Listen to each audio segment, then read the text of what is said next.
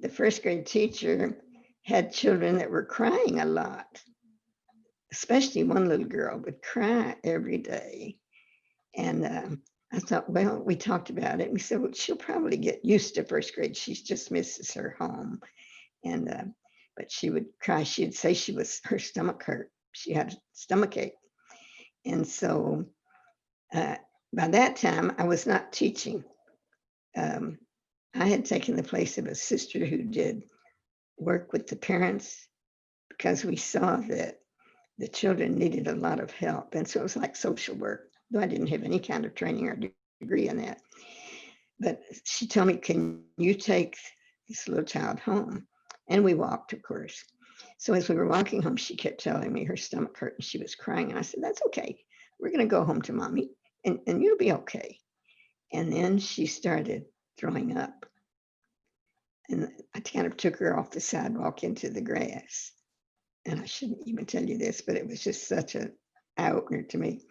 She had Ascaris worms, and there was a worm, that's what was causing her to throw up.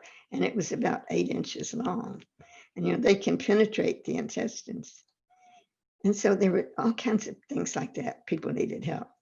So I had taught just till one semester until the sisters noticed that there was really a lot of needs like that. So besides working with that little girl and her family, I began a lot of work with alcoholics.